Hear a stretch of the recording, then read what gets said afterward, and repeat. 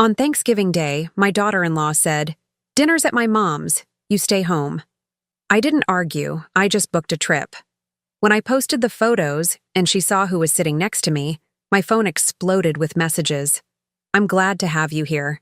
Follow my story until the end and comment the city you're watching from, so I can see how far my story has reached." I stood in my kitchen, staring at the turkey I'd bought 3 days ago, still frozen solid in my refrigerator. 22 pounds of butterball that would never see the inside of my oven. My hands trembled as I held the phone, Kala's words echoing in my mind like a death sentence. "Dinner's at my mom's house this year, Joelle. We won't have room for everyone. Won't have room." As if I were some distant relative they barely knew, not the grandmother of her 2 children. Not the woman who had raised the son she claimed to love so deeply before cancer took him from us 18 months ago. I walked to the living room and sank into David's old recliner, the one I couldn't bring myself to donate, even though the leather had worn thin on the armrests where his hands used to rest. The silence in the house felt different now, heavier somehow. For 67 years, I'd never spent Thanksgiving alone. Even during the lean years when money was tight and David was working double shifts at the factory, we always found a way to gather around our small kitchen table. My phone buzzed with a text message. A photo from Kala showed up on my screen, her mother's dining room table, elegantly set with what looked like service for 12 people. The caption read, "Getting ready for our family feast. So grateful for everyone who could make it." Everyone who could make it. The passive-aggressive undertone wasn't lost on me. I scrolled through her social media, something I rarely did but found myself doing more often since David's death. There were photos from last weekend's soccer game where my grandson Tommy scored his first goal of the season. I'd asked Kala 3 times when the games were, and each time she gave me a vague, "I'll let you know," that never materialized into an actual invitation. There was Emma's school play from 2 weeks ago, where my granddaughter played a dancing sunflower. I'd only learned about it when I ran into Kala's neighbor at the grocery store. The pattern had been building for months, but I'd been too hopeful, too trusting to see it clearly. Each exclusion came with a reasonable explanation. Each missed moment was justified by scheduling conflicts or last-minute changes. But looking at that perfectly set table, I finally understood the truth. Kala didn't want me around. I thought back to the days immediately after David's funeral, how she'd seemed genuinely grateful for my help with the children while she dealt with her grief. She'd called me almost daily, asking me to pick up Emma from school or watch Tommy during his afternoon nap. I'd been so touched that she was leaning on me, that she saw me as someone she could count on during the hardest time in both our lives. But gradually, those calls became less frequent. The invitations to family dinners dwindled. The casual drop-ins where the kids would run to hug Grandma Joe became scheduled visits that somehow kept getting postponed. I'd tried to address it directly once, about 2 months ago. I'd asked Kala if everything was okay between us, if I'd done something to upset her. She'd looked at me with those wide, innocent brown eyes and insisted I was imagining things. "You're family, Joelle. You'll always be family. I've just been so overwhelmed with everything." Overwhelmed. Yet she seemed to have plenty of time for her book club, her yoga classes, and her girls' nights out that she documented extensively on Facebook. The worst part wasn't even the exclusion itself. It was the way she made me feel like I was being unreasonable for wanting to be included. Like I was some needy old woman who couldn't take a hint. When I'd mentioned wanting to take the kids to the zoo last month, she'd sighed and said, "Joelle, I really need to establish some stability in their routine right now." When I offered to help with Tommy's birthday party planning, she'd smiled that tight smile and said, "I've got it all handled, but thanks. I've got it all handled." The polite dismissal that cut deeper each time I heard it. My daughter Linda had called from Oregon earlier in the week, asking about my Thanksgiving plans. When I told her I'd be spending it with Kala and the kids, I could hear the concern in her voice. "Mom, are you sure? You know you're always welcome to fly out here." Linda had never liked Kala, even before David died. She'd always said there was something calculated about my daughter-in-law, something that felt performative rather than genuine. I'd defended Kala then, believing that Linda was just protective of her brother, and maybe a little jealous of how quickly David had fallen for his college girlfriend. Now I wondered if Linda had seen something I'd been too blind to recognize. I looked around my living room, at the photos covering every surface. David and me on our wedding day 43 years ago. David holding Tommy as a newborn, his face glowing with pride. Emma taking her first steps in this very room, her arms stretched toward David's encouraging smile. The children had been my connection to my son after he was gone, the living proof that his love would continue in the world. But what happened when that connection was deliberately severed? What happened when the gatekeeper decided you weren't worth keeping around? The turkey in my refrigerator suddenly felt like a symbol of my own foolishness. I'd bought it assuming I'd be cooking for my family, the way I had for decades. I'd even picked up Emma's favorite cranberry sauce and the specific brand of stuffing that Tommy liked. All of it sitting in my kitchen like evidence of a celebration that was never going to happen. I grabbed my purse from the hallway table, my mind suddenly clear for the first time in months. If Calla wanted to exclude me from her version of family, fine. But I wasn't going to sit in this empty house feeling sorry for myself while she played happy families with everyone except me. I had 24 hours until Thanksgiving.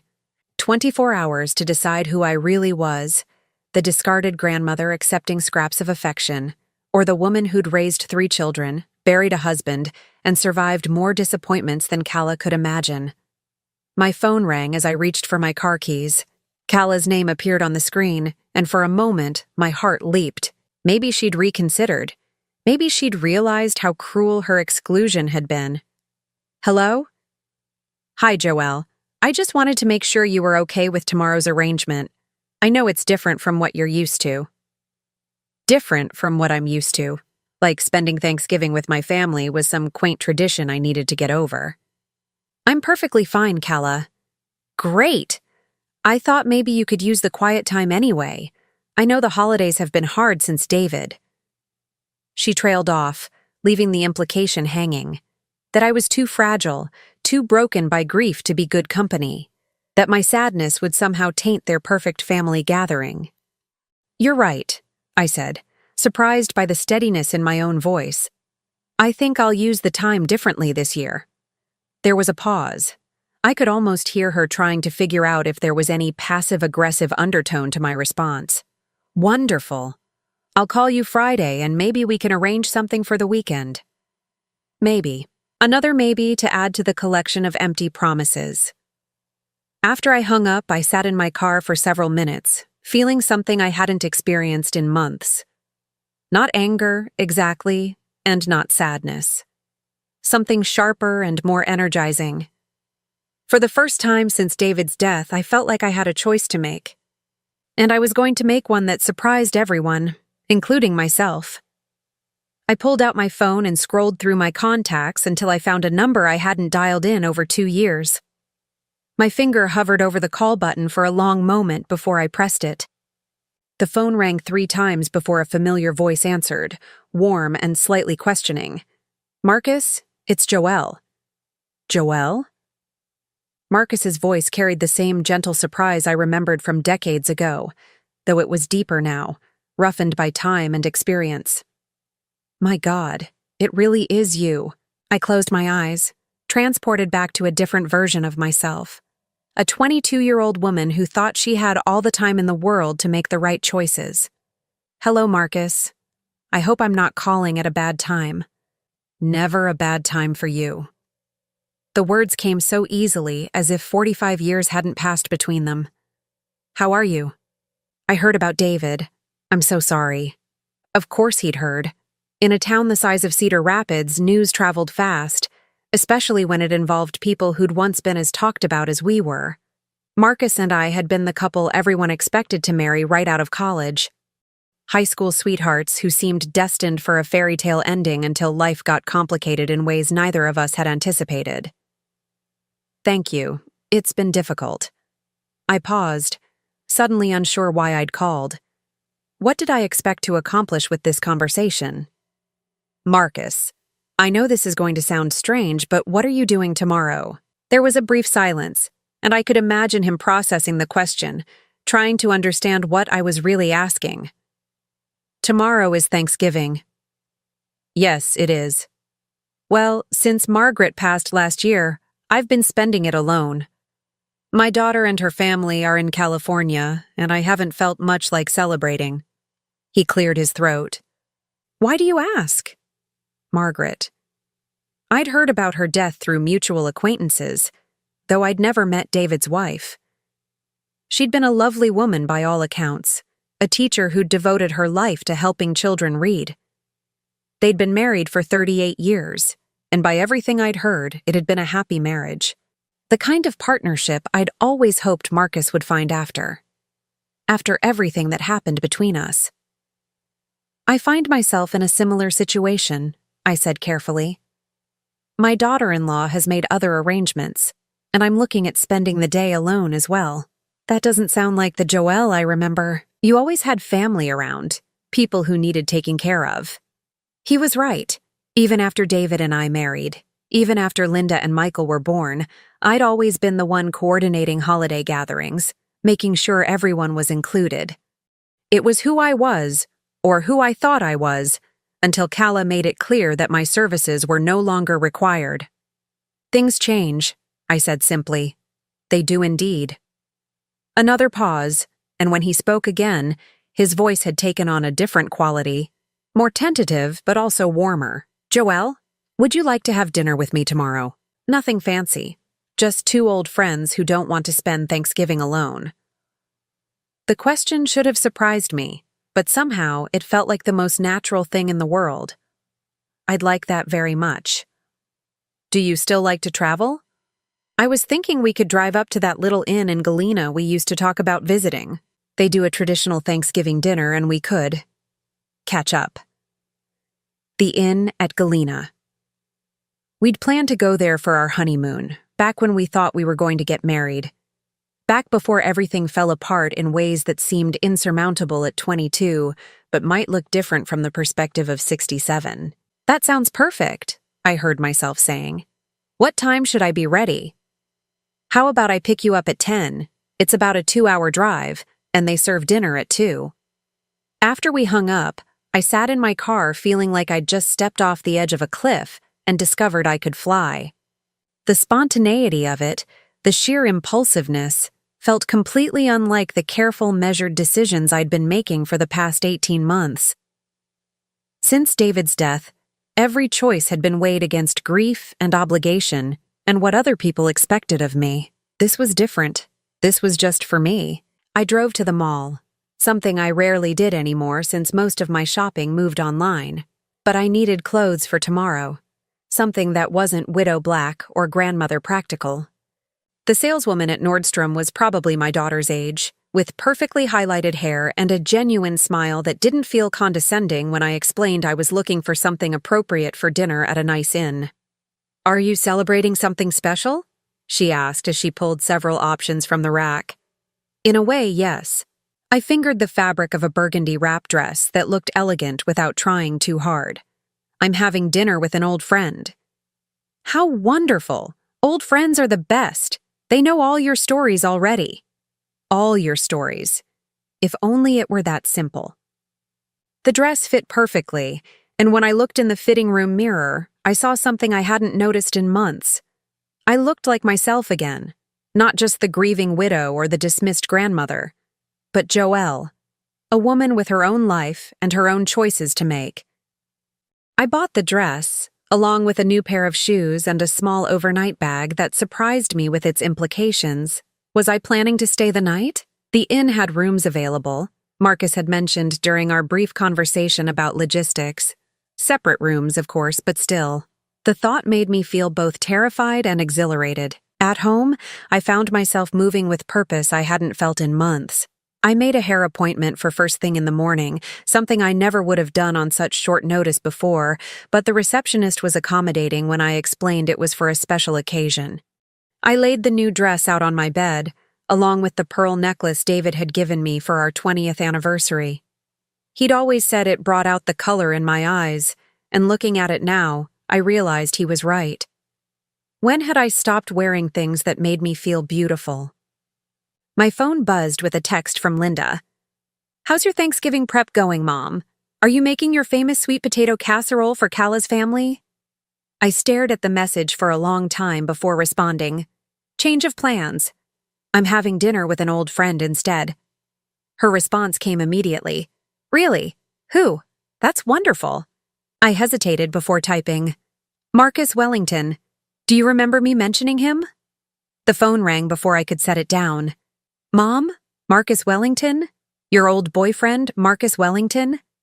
Linda's voice was sharp with surprise and something else I couldn't quite identify. We're just having dinner, Linda. Two old friends catching up. Mom, he's not just any old friend. Didn't you tell me once that he was the one who got away? That if things had been different? She trailed off, but I knew what she was remembering. A conversation we'd had years ago, probably after a few glasses of wine at Christmas, where I'd mentioned the path not taken. The choices that seemed impossible at the time, but might have led to a completely different life. That was a very long time ago, I said carefully. But still. Mom, are you sure you're ready for this? I mean, Dad's only been gone 18 months. Only been gone. As if there was some prescribed timeline for when it became acceptable to have dinner with someone who wasn't your deceased husband. As if my grief came with an expiration date that everyone else got to determine. I'm having Thanksgiving dinner, Linda. I'm not running away to Vegas. She laughed, but it sounded strained. I know, I'm sorry. I just worry about you, and after what you told me about how Kala's been acting. This has nothing to do with Kala, but even as I said it, I knew it wasn't entirely true. If Kala had invited me to her mother's house, if she'd made me feel welcome in my grandchildren's lives, would I have called Marcus? Or would I have continued playing the role of the grateful, undemanding grandmother, accepting whatever scraps of affection she was willing to offer? I love you, Mom. Have a wonderful time. After I hung up, I walked through my house, seeing it differently. The photos of David and me, the accumulated memories of 43 years of marriage, the life we'd built together. None of it felt threatened by tomorrow's dinner. If anything, it felt like David would have approved. He'd never been a jealous man, and he'd always encouraged me to maintain my friendships, even the complicated ones from before we met. I picked up a photo of him from our last anniversary, taken at the restaurant where he'd proposed all those years ago. He was smiling at something I'd said, his eyes crinkled with laughter and genuine affection, a good man who'd loved me completely and without reservation. What do you think, sweetheart? I asked his picture. Am I doing the right thing? The silence that followed felt peaceful rather than empty. For the first time since his death, I wasn't asking for permission to live my life. I was simply living it. I was in the middle of packing my overnight bag when the doorbell rang. Through the peephole, I could see Kala standing on my front porch, shifting her weight from foot to foot in the way she did when she was nervous or upset about something. I opened the door, and her eyes immediately went to the overnight bag in my hand. Going somewhere? She asked, her tone casual but her eyes sharp with curiosity. Actually, yes. I have plans for tomorrow. Her eyebrows shot up. Plans? What kind of plans? For a moment, I considered telling her the truth. But something in her expression, a kind of proprietary concern that suggested she thought she had the right to approve my social calendar, made me pause. I'm having dinner with a friend. Oh, she looked genuinely surprised, as if the idea that I might have friends she didn't know about had never occurred to her. Well, that's nice. I just stopped by to drop off some leftovers from tonight's prep. Mom made way too much stuffing. She held out a small container, the kind gesture that might have meant something if it hadn't come with the underlying message that these were scraps, extras that nobody else wanted.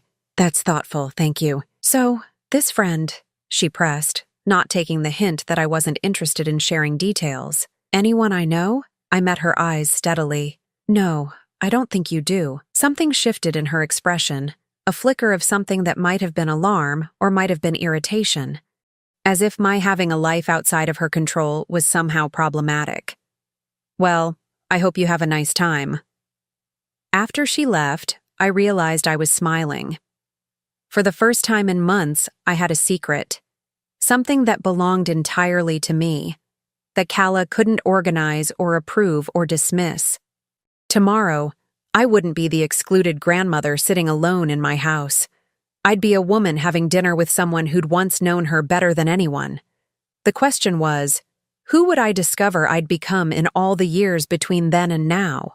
The drive to Galena passed in comfortable conversation, punctuated by moments of profound silence. Marcus looked distinguished behind the wheel of his silver Lexus. His hair completely white now, but still thick, his profile showing the same strong jawline I remembered from our college days. He'd aged well, the way men do when they take care of themselves and haven't been worn down by disappointment. We talked about safe subjects at first.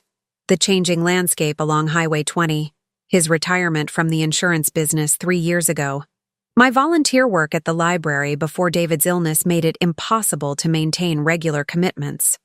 But underneath the polite catching up, I could feel the weight of everything we weren't saying, all the history that stretched between us like a bridge neither of us was quite ready to cross.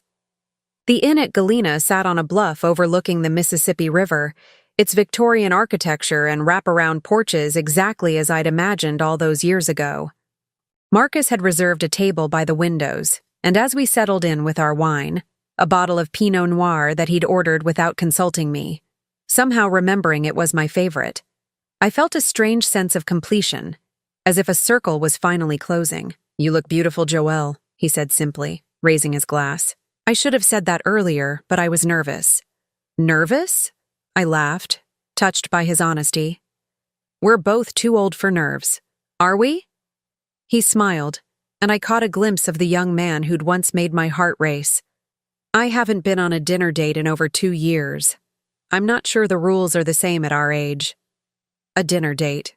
The phrase sent a flutter through my chest that I hadn't expected. I'm not sure there are any rules at our age. We ordered the traditional Thanksgiving meal, turkey with all the trimmings, the kind of comfort food that felt appropriate for the day and the conversation we were dancing around. As we waited for our food, Marcus pulled out his phone and showed me pictures of his daughter and grandchildren in California.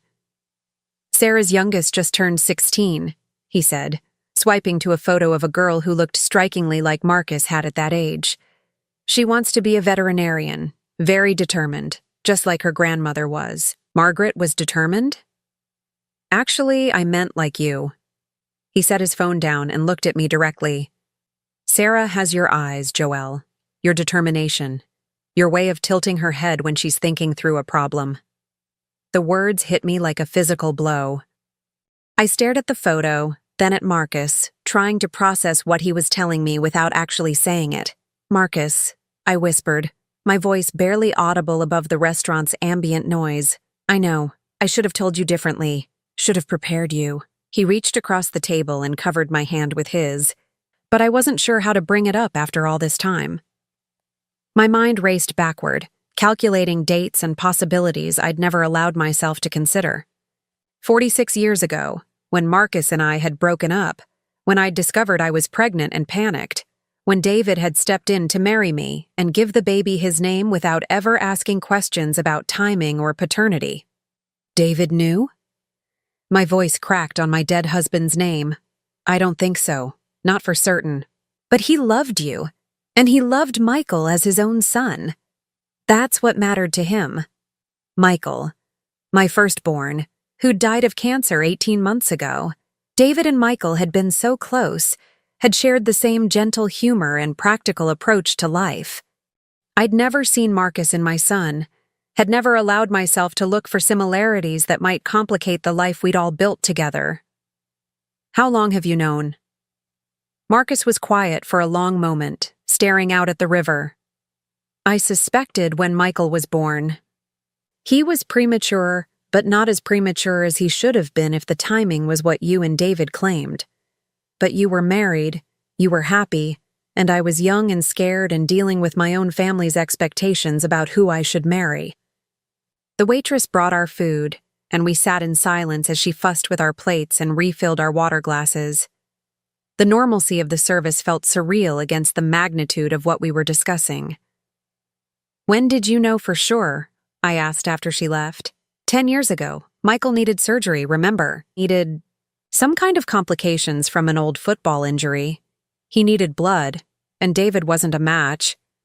They tested family members, and Linda wasn't compatible either.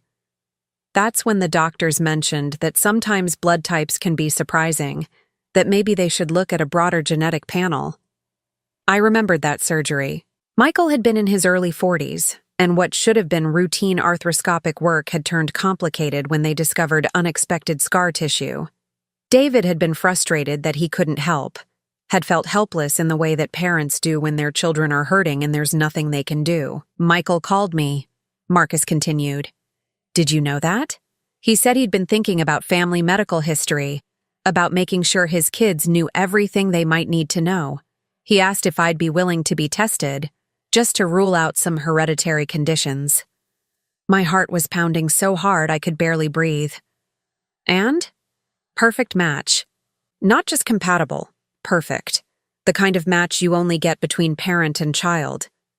I set down my fork, no longer able to pretend I was eating. Did you tell him? No, but I think he figured it out. He was a smart man, Joelle. He started asking questions about our college years, about why we broke up. He wanted to know if there were things he should understand about his medical history. What did you say? I told him that the past was complicated, but that David was his father in every way that mattered. That seemed to satisfy him, at least outwardly. But after that, he started calling me occasionally. Not often, maybe every few months. Just to check in, he said. To maintain family connections. Family connections. My son had known, or at least suspected, and he'd reached out to his biological father without ever telling me. The thought should have hurt, but instead, it felt like something clicking into place. Michael had always been curious about genetics and family traits, had always been the one asking questions about relatives he'd never met, and family stories that didn't quite add up. He never said anything to you? Marcus asked gently. I shook my head. Not directly. But in the last few months before he got sick, he started talking more about the importance of family, about making sure people know they're loved before it's too late. I thought he was just being sentimental because of David's age. Maybe he was. Or maybe he was trying to tell you something without betraying David's memory. I looked out at the river, watching a barge make its slow way downstream, and tried to reconcile this new version of my history with everything I'd believed for 46 years. David, who'd married me knowing I was pregnant with another man's child and had never once made me feel ashamed or grateful or like I owed him anything. Marcus, who'd let us go to protect the life we'd built, even though it meant giving up his son. Michael, who'd figured out the truth and had found a way to honor both of his fathers without causing pain to anyone. Why are you telling me this now? I asked. Marcus was quiet for so long I thought he might not answer. When he finally spoke, his voice was thick with emotion. Because when I heard about Michael's death, I realized I'd lost my son twice. Once when I walked away 46 years ago, and again when cancer took him before I could figure out how to be part of his life properly. I don't want to make the same mistake with you. Marcus, I'm not asking you to choose me over David's memory. I'm not asking you to rewrite history or pretend the life you built wasn't real and good. But I'm asking if maybe, after all this time, we could find a way to be in each other's lives again. I thought about Kala's dismissal, about spending Thanksgiving alone, about the slow erosion of my place in my grandchildren's lives. Then I thought about the ease I'd felt during our drive, the sense of being seen and valued by someone who knew me before I became defined by my roles as wife, mother, and grandmother. I don't know how to do this, I admitted. Neither do I. But maybe we could figure it out together. The waitress brought our coffee and slices of pumpkin pie, and as we shared dessert, the conversation shifted to lighter topics. Marcus told me about his travels since retirement, about the book he was writing about the insurance industry's evolution. I found myself talking about dreams I'd put aside, about wanting to learn photography and maybe take art classes. It felt like coming alive again, like rediscovering parts of myself that had been buried under years of taking care of everyone else. When Marcus suggested we stay overnight, separate rooms, he emphasized quickly, I found myself saying yes before I'd fully considered the implications. We walked through Galena's historic downtown as the sun set, looking in shop windows and talking about everything and nothing. He bought me a small silver bracelet from an antique store, something delicate and pretty that had caught my eye. "For a new beginning," he said as he fastened it around my wrist. Standing on the sidewalk outside the inn as evening fell, I felt like a different person than the woman who'd been excluded from Thanksgiving dinner just that morning.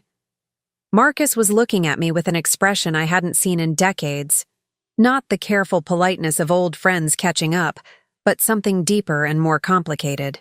"Joelle," he said softly, reaching up to touch my cheek. "I know this is all very sudden, but I need you to know something." "What?" "I never stopped loving you. Not completely. Part of me has been waiting 46 years for a second chance."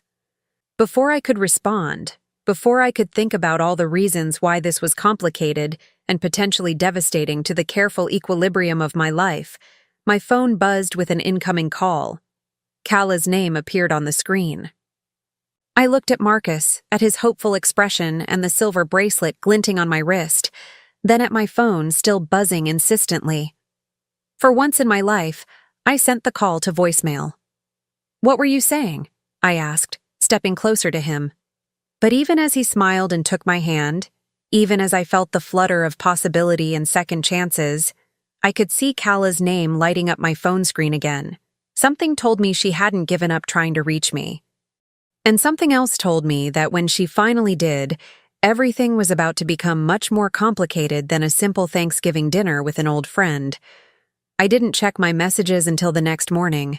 Marcus and I had spent the evening walking along the river and talking in the inn's lobby until nearly midnight, sharing stories and memories that felt both nostalgic and surprisingly current. When I finally returned to my room, I was emotionally exhausted in the best possible way, and I'd turned my phone off completely. The morning brought 17 missed calls and 23 text messages. I sat on the edge of my hotel bed, still in my robe, scrolling through the increasingly frantic communications from Kala. The first few were innocuous enough, asking where I was, saying she hoped I was having a nice time with my friend. But as the evening progressed, the tone shifted dramatically. Message at 7:15. "Joelle, please call me back. I'm getting worried." Message at 8:30.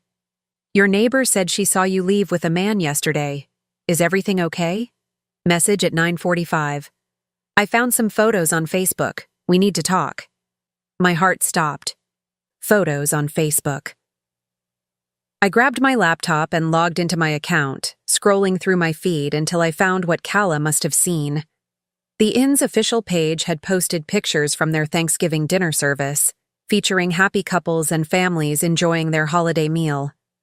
There in the background of one photo were Marcus and I at our window table, laughing about something over our wine. We looked comfortable together, familiar in a way that suggested more than a casual dinner between old acquaintances. The lighting was flattering, and Marcus had his hand over mine on the table in a gesture that could only be interpreted as intimate. I switched to Marcus's Facebook profile, something I hadn't looked at in years. His most recent post was from yesterday evening, a photo he'd taken of the sunset over the Mississippi River with the caption, "Perfect ending to a perfect day with someone special." The comments were already accumulating from his friends and family, many asking who the special someone was. But it was his profile information that made my blood run cold. Marcus Wellington, retired from Wellington Insurance Group, founder and former CEO of the company that had grown into one of the region's largest independent agencies. Wellington Insurance Group, the same company that handled the life insurance policy Michael had left behind. The same company that Kala dealt with regularly as the beneficiary of that policy. My phone rang in my hand, and this time I answered it. "Joelle." Kala's voice was tight, controlled in a way that suggested she was barely containing her anger. "Where are you?" "I'm in Galena having breakfast." With Marcus Wellington. It wasn't a question, and I could hear the accusation underneath it. "Yes, with Marcus. Do you have any idea what you've done?" The question caught me off guard. What I've done? I had dinner with an old friend. An old friend? Kala's voice pitched higher. "Joelle, Marcus Wellington is the CEO of the company that holds Michael's life insurance policy. The policy that I've been working with for the past year and a half. The policy that's been paying Tommy's private school tuition and Emma's dance lessons and keeping our family afloat while I figure out how to rebuild our lives. I felt the blood drain from my face. In all our conversation yesterday, Marcus had never mentioned his connection to Michael's policy, had never indicated that he knew about Calla or had any involvement in my family's financial affairs. "I don't understand what you're suggesting," I said carefully. "I'm suggesting that it looks like you're sleeping with the man who controls our family's financial future. Do you understand how that appears? Do you understand what kind of position that puts me in?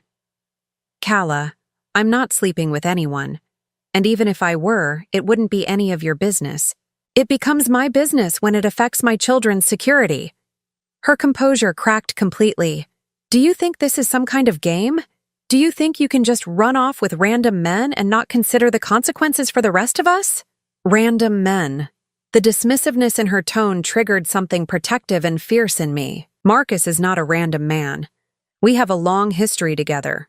How long? The question hung in the air between us, loaded with implications I wasn't prepared to explore over the phone. It's complicated. Uncomplicate it for me. I looked across the breakfast room where Marcus was reading the newspaper and drinking his coffee, occasionally glancing up to smile at me.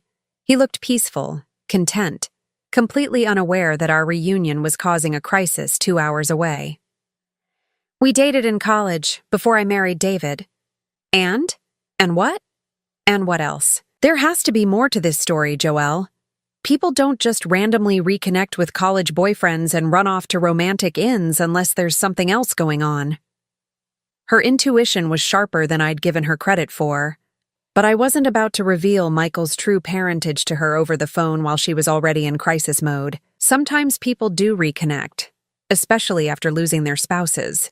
"So this is what this is about? You're having some kind of midlife crisis because David is gone?" The casual cruelty of reducing my reconnection with Marcus to a psychological breakdown made me angry in a way I hadn't expected. "David has been gone for 18 months, Calla. I'm allowed to have relationships." "Not with the man who controls our insurance money, you're not." "Our insurance money?" I repeated slowly. "Since when is Michael's life insurance policy our money?" There was a pause that stretched too long, and when Calla spoke again, her voice had changed completely. The panic was still there, but underneath it was something harder, more calculating. "Since I became a single mother with 2 children and no career, because I spent 15 years supporting Michael's ambitions instead of building my own. Since I became the person responsible for keeping this family together after your son died." Your son, not her husband, not the father of her children. Your son, as if Michael's death was somehow my personal tragedy, rather than a loss that had devastated all of us. Calla, are you suggesting that I can't have a personal life because it might somehow interfere with the insurance payments you receive? I'm suggesting that you're being incredibly selfish and short-sighted, that you're jeopardizing our financial security for some romantic fantasy with a man who could destroy us with one phone call. The accusation was so outrageous that I almost laughed. Marcus doesn't make individual decisions about insurance claims. He's retired from day-to-day operations, and even if he weren't, insurance companies don't cancel legitimate policies because their executives have personal relationships. You don't know that. Actually, I do know that. Because unlike you, I don't assume that everything revolves around manipulation and personal favors. The insult hit home, and Calla's response was immediate and vicious.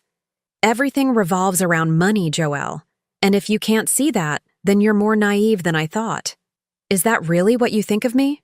I think you're a lonely old woman who's so desperate for male attention that you're willing to risk our entire family's future for one night with someone who used to matter to you." The words were designed to hurt, and they succeeded. But they also revealed something about Calla that I'd been trying not to see for months. This wasn't about the insurance money or Marcus's potential influence. This was about control, about keeping me isolated and dependent and grateful for whatever scraps of family connection she was willing to provide. "I'm hanging up now," I said quietly. "Joelle, don't you dare." I ended the call and turned off my phone. Marcus looked up from his newspaper, concern creasing his features. "Everything okay?" I joined him at the table, my hands shaking slightly as I reached for my coffee. "My daughter-in-law just informed me that you're apparently holding my family hostage with your vast insurance empire." He set down his paper, his expression shifting from concern to something much more serious. "She knows who I am. She figured it out from the photos. Marcus, why didn't you tell me you handled Michael's policy?" "Because I don't handle it. Haven't for over 2 years." He reached across the table and took my hand. "Joelle, I need you to understand something. I stepped away from any involvement in your family's accounts the day I learned Michael was my biological son. It would have been a conflict of interest, and it wouldn't have been fair to any of you, but Kala doesn't know that. Kala doesn't know a lot of things, apparently." His voice carried an edge I hadn't heard before, including the fact that she's been lying to you about the insurance payments. I stared at him. "What do you mean?" Marcus was quiet for a long moment, clearly weighing how much to tell me. The policy Michael left was substantial, $750,000. But it wasn't structured the way Kala has been telling people it was. $750,000. The number was staggering, far more than I'd ever imagined. Michael had always been responsible about insurance, but this suggested a level of financial planning I hadn't known he was capable of. How was it structured? 50% to Kala as the primary beneficiary, 25% to each of the children, held in trust until they turned 25, and there was a provision for you as well, $25,000 that was supposed to be paid out immediately upon his death. I felt like the air had been sucked out of the room. I never received $25,000. I know, because Kala never submitted the paperwork claiming it. As far as the insurance company knows, you either don't want the money or don't know about it. The betrayal was so complete, so calculated, that I couldn't immediately process it. She's been telling me that Michael barely left anything, that she's struggling to make ends meet. She received $375,000 18 months ago. The children's portions are earning interest in trust accounts that she has no access to, which means she can't touch another $375,000 until they come of age. So she has no ongoing financial pressure. None whatsoever. She could live comfortably for years on what she's already received, especially if she made reasonable investments.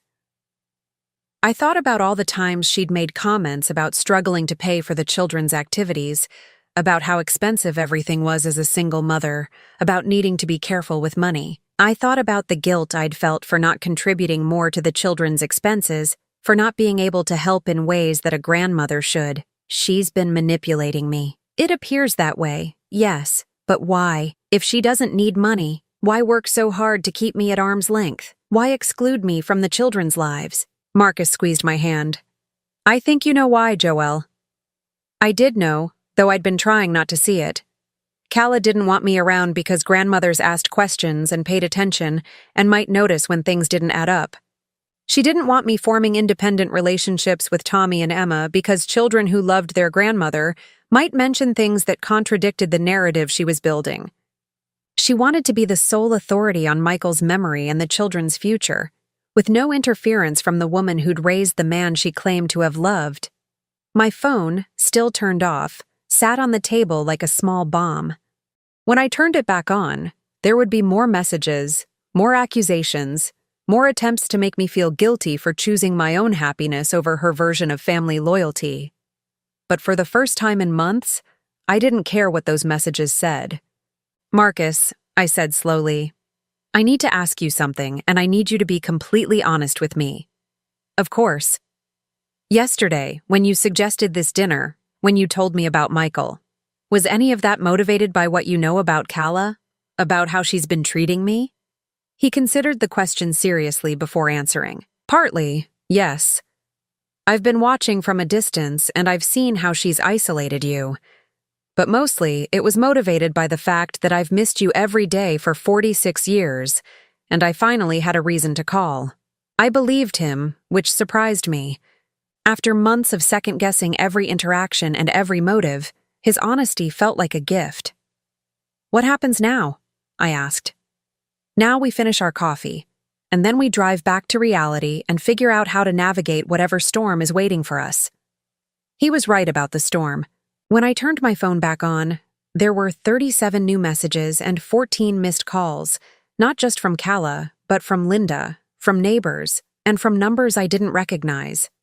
The photo from the inn's Facebook page had been shared dozens of times, and apparently, the story of the grieving grandmother running off with her former lover was spreading through Cedar Rapids like wildfire. But as I read through the increasingly dramatic messages, I realized something that surprised me. I didn't care. Let them talk. Let Kala spin whatever narrative she wanted about my behavior and my motivations. Let the neighbors whisper about the timing and the appropriateness of my relationship with Marcus. For the first time in 18 months, I was exactly where I wanted to be, with someone who valued me for who I was rather than what I could provide. And if that threatened Kala's carefully constructed version of our family dynamics, then maybe it was time for those dynamics to change. The drive back to Cedar Rapids felt like traveling toward a battlefield. Marcus and I had decided he would drop me at home so I could face whatever was waiting there, and we would talk later once the immediate crisis had been dealt with.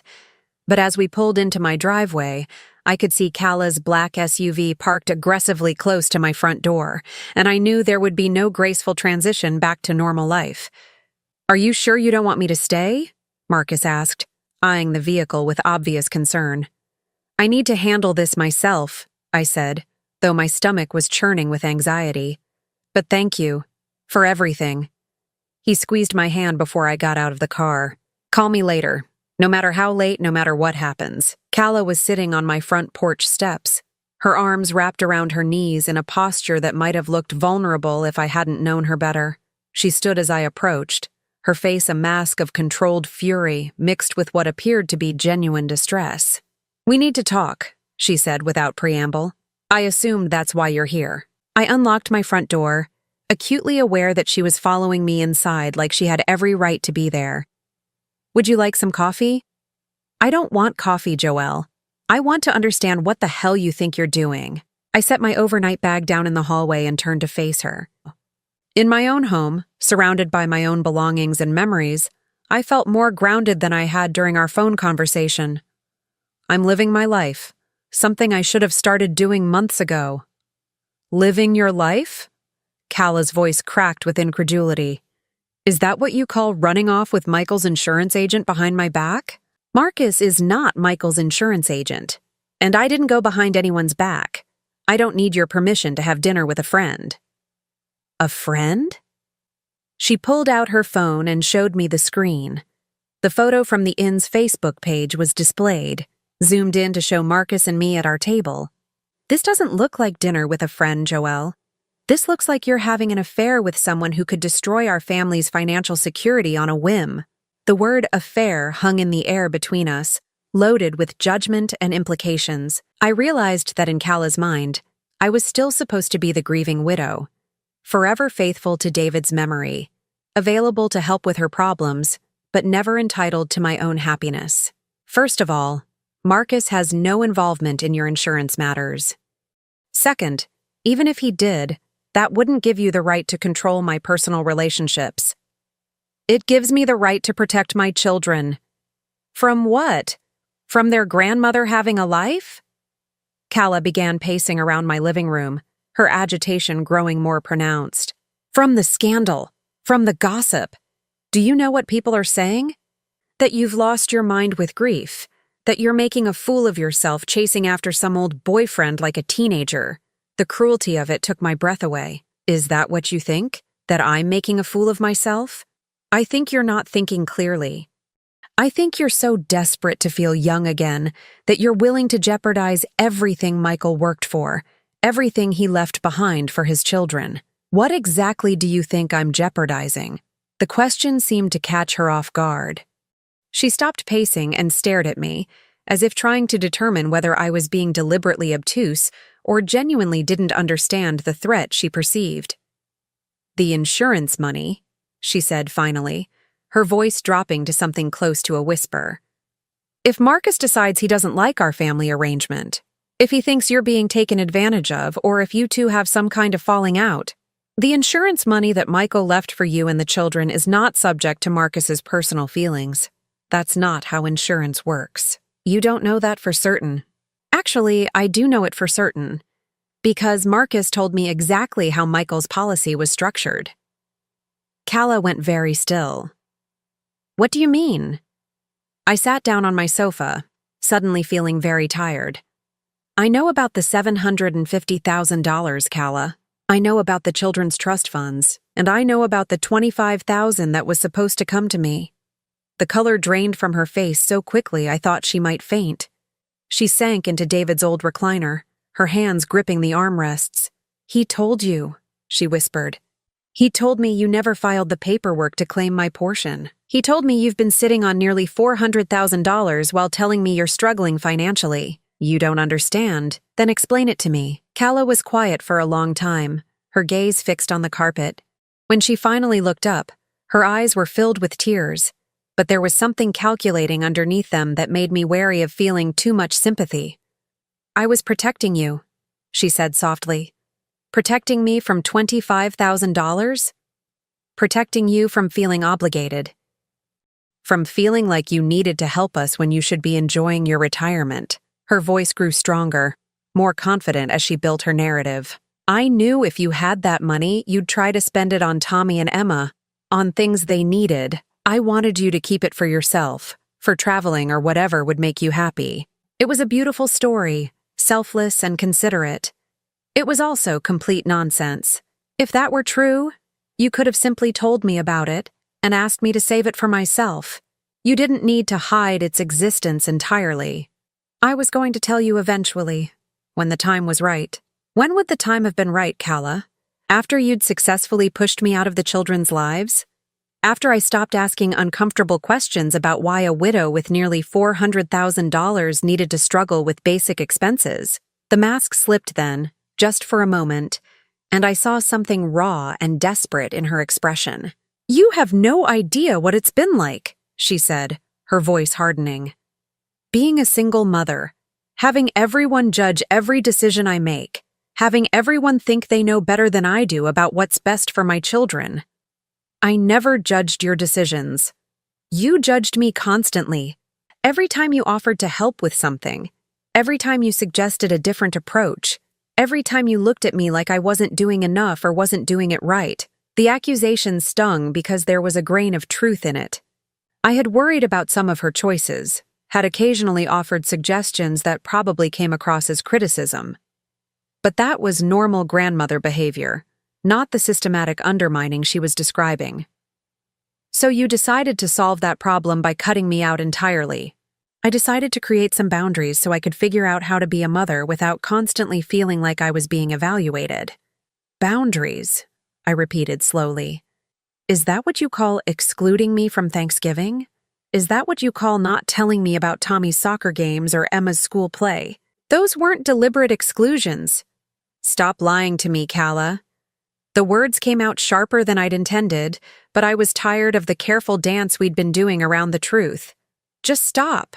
We both know exactly what you've been doing, and we both know why. She stared at me with something approaching hatred. Fine. You want the truth? Here's the truth. You're suffocating, Joelle. You hover and you worry and you make suggestions and you want to be involved in every decision. Michael used to complain about it all the time. The lie was so vicious and so obviously calculated to hurt me that I almost admired her audacity. Michael never complained about me to you. How would you know? You weren't there for most of our marriage. You were too busy taking care of David to pay attention to what your son actually needed. What my son needed was a wife who loved him for who he was, not someone who saw him as a meal ticket. The accusation hung between us like a challenge. Calla's face went white, then red, and for a moment I thought she might actually strike me. How dare you? She whispered. How dare I what? Tell the truth? Michael was worth $750,000 dead, Calla. How much was he worth to you alive? I loved him. You loved what he could provide. The house, the lifestyle, the security. But you didn't love him enough to share him with his mother, did you? You didn't love him enough to make room in your perfect little family for the woman who raised him. Calla stood up abruptly, her composure finally cracking completely. You think you know everything, don't you? You think you're such a perfect mother, such a perfect grandmother. But you know what?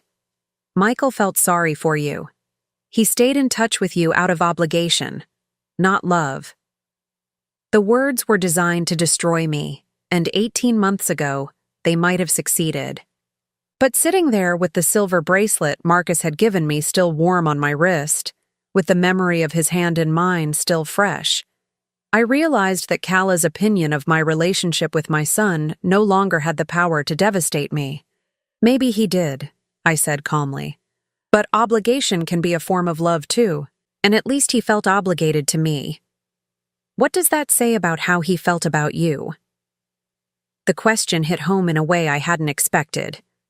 Cala's face crumpled, and for the first time since she'd arrived, I saw genuine vulnerability instead of calculated manipulation. He was going to leave me, she whispered. Before he got sick, he was going to leave me. He said he'd fallen out of love, that we'd grown apart, that he wanted to try counseling but he didn't think it would work. The admission stunned me into silence. I'd had no idea Michael's marriage was in trouble. In the last few months of his life, when the cancer treatments were overwhelming and everyone was focused on just getting through each day, family dynamics had seemed irrelevant compared to the larger battle we were fighting. The life insurance policy, she continued, her voice breaking. He increased it 3 months before he was diagnosed.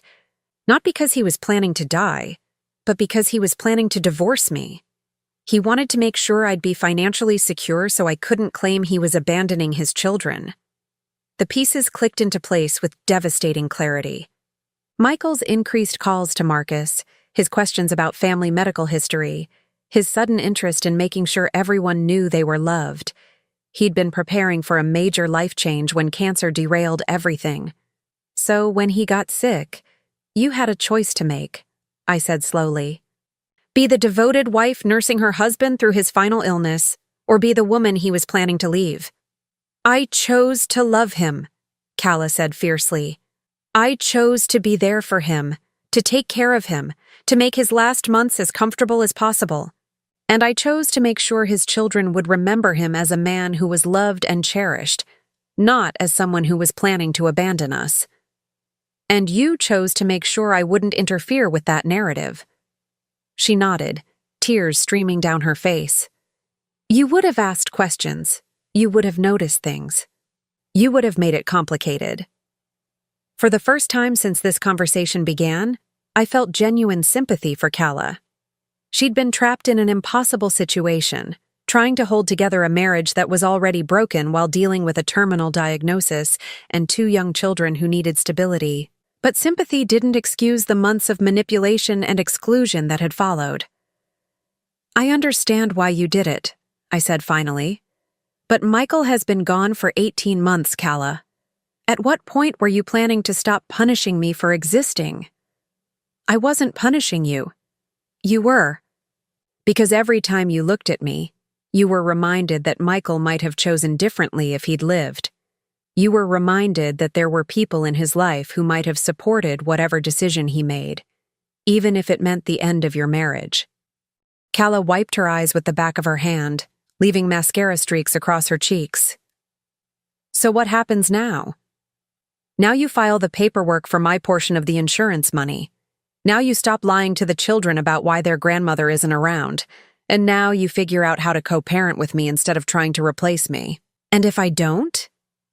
I thought about Marcus waiting for my call, about the $25,000 that was rightfully mine, about Tommy and Emma growing up without really knowing their father's mother. Then I stopped making this easy for you. I stopped pretending that your version of family is the only one that matters, and I stopped protecting you from the consequences of your choices. Cala stared at me for a long moment, seeming to weigh her options. Finally, she picked up her purse and headed toward the door. I'll think about what you said. Don't think too long, I called after her. I'm done waiting for you to decide whether I'm worth including in my grandchildren's lives. After she left, I sat in my quiet house and realized that something fundamental had shifted. For months, I'd been trying to earn my way back into Cala's good graces, accepting crumbs of contact with Tommy and Emma and telling myself it was better than nothing. but I wasn't that desperate anymore. I had choices now, and people who valued me, and resources I'd forgotten I possessed. When I called Marcus that evening, my voice was steady. "How did it go?" he asked. "It went exactly as badly as expected, but for the first time in months, I don't care." "Good," he said simply. "That means you're ready for whatever comes next." "What comes next?" "Whatever we want to come next." The freedom in that statement, the possibility it represented, made me smile for the first time all day. Tomorrow, I would start the paperwork to claim my inheritance. I would call a lawyer to understand my rights as a grandmother. And I would begin building a life that didn't revolve around appeasing someone who had never wanted me around in the first place. Tonight, I was going to plan a future with someone who actually wanted to be part of it. 6 months later, I stood in the kitchen of Marcus's house in Galena, watching the sunrise paint the Mississippi River gold through the large windows. We'd decided to sell both our properties and buy this place together, a restored Victorian with enough space for his daughter's family to visit and close enough to Cedar Rapids that I could maintain regular contact with Tommy and Emma when Calla allowed it. The transition hadn't been smooth.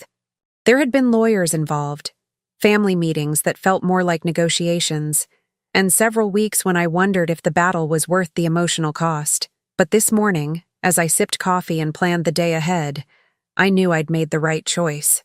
My phone buzzed with a text message from Linda. "How's retirement treating you, Mom?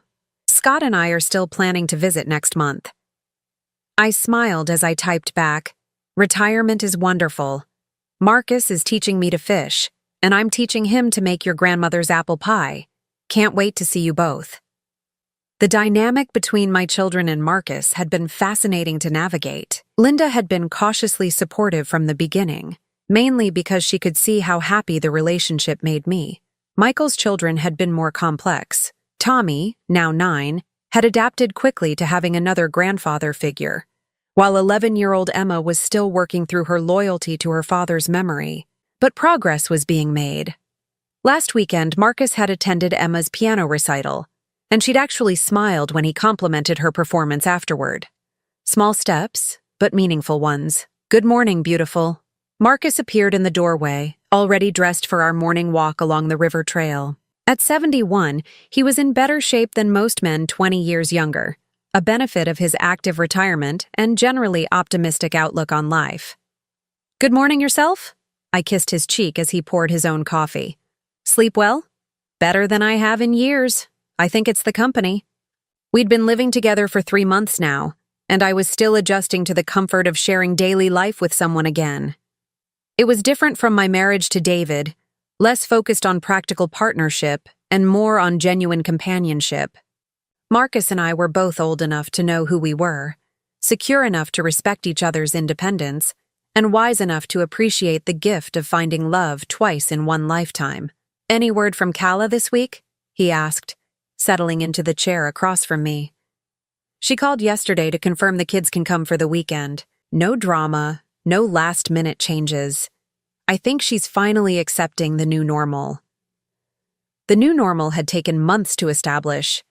After our confrontation at Thanksgiving, Calla had initially tried to dig in harder, threatening to limit my access to the children even further if I insisted on claiming the insurance money. But when my lawyer pointed out that grandparents had legal rights in Iowa and that her financial manipulations might not look favorable in a custody proceeding, she'd backed down. The $25,000 had been processed within 2 weeks. I'd used part of it to establish college funds for Tommy and Emma, money that Calla couldn't access or control. The rest had gone toward legal fees and the down payment on this house. More importantly, we'd established a formal visitation schedule. Every other weekend, alternating holidays, and 2 weeks during the summer when the children could stay with Marcus and me. It wasn't the close, daily involvement I'd once imagined having with my grandchildren, but it was honest and sustainable. "She's probably realized that fighting you was more exhausting than just sharing custody," Marcus observed. He was right. Calla had discovered that I was no longer the easily manipulated widow she could dismiss with vague promises and scheduling conflicts. When she tried to cancel visits for frivolous reasons, I called my lawyer. When she attempted to badmouth me to the children, I calmly corrected the record during our time together. When she suggested that my relationship with Marcus was somehow inappropriate or harmful to the children's well-being, I simply reminded her that both Tommy and Emma seemed quite happy with their expanded family. The doorbell rang, interrupting my thoughts. Marcus and I exchanged glances. We weren't expecting anyone this early. I opened the door to find Emma standing on the porch with a small overnight bag, her face streaked with tears. "Grandma Jo? Can I stay with you for a while?" Behind her, Kala's SUV was pulling away from the curb quickly, as if she couldn't wait to escape. "Of course, sweetheart." I pulled Emma into a hug, noting that she was still in her pajamas with a coat thrown over them. "What's wrong?" "Mom and I had a big fight. She said I could come here if I thought you were so much better at taking care of kids." I felt a familiar surge of anger at Kala's emotional manipulation, but I kept my voice calm. "Well, you're always welcome here. Let's get you some breakfast and you can tell me what happened." Over pancakes and hot chocolate, the story emerged. Emma had asked if she could invite a friend to her upcoming birthday party, and when Kala said no because the friend's family was not our kind of people, Emma had protested. The argument had escalated until Emma declared that she wanted to live with me because I wouldn't care about stupid things like how much money people had. She told me I was ungrateful and spoiled and that if I liked your house so much better, I should just move in permanently. Emma finished, fresh tears starting to fall. Marcus, who'd been quietly listening while making his own breakfast, sat down with us. That must have been very hurtful to hear. "She didn't mean it," Emma said quickly, displaying the complicated loyalty of a child caught between adults. "She was just mad." "Maybe," I said carefully. "But even when we're mad, we shouldn't say things that make the people we love feel bad. Like when I told Tommy he was stupid for crying when Dad died. Exactly like that. Do you remember how you felt after you said it?" "Terrible. I apologized like 1,000,000 times." "That's because you love Tommy and you realized your words had hurt him. Sometimes adults need to apologize too." Emma considered this while chewing a bite of pancake. "Do you think Mom will apologize?" "I don't know, sweetheart, but I know that whatever happened between you and your mom doesn't change how much she loves you, or how much I love you." The conversation was interrupted by my phone ringing. Kala's name appeared on the screen, and Emma immediately tensed. "Should I answer it?" I asked Emma. She nodded reluctantly. "Hello, Kala. Is Emma okay?" Kala's voice was thick with tears and what sounded like genuine panic. "I didn't mean for her to just run off like that. I was going to drive her over myself after we both calmed down, but she was already out the door before I could stop her. She's fine. She's having breakfast. Can I talk to her?" I looked at Emma, who shook her head frantically. "She's not ready to talk right now. But she's safe, and she's welcome to stay as long as she needs to. Joelle, please. I know I handled this badly. I was stressed about work, and I took it out on her, and I said things I didn't mean." The admission was more honest than anything I'd heard from Kala in months. "Then maybe you should think about how to make it right. Can I come over, just to see her, to make sure she's okay?" I consulted Emma with my eyes. After a moment, she nodded. "You can come over, but no pressure for her to come home until she's ready."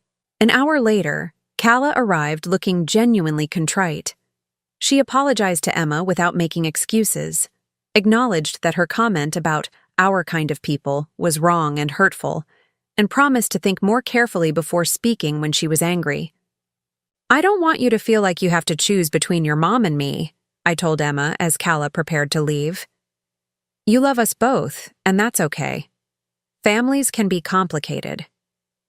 Even when people get mad at each other? Especially then." Emma decided to go home with Kala that afternoon, but not before extracting a promise that she could still spend the upcoming weekend with Marcus and me as planned. As I watched them drive away together, I realized that something had fundamentally shifted in our family dynamic. For the first time since David's death, I felt like I had agency in my relationships with my grandchildren. I wasn't dependent on Kala's goodwill or subject to her arbitrary decisions about when and how I could be involved in their lives.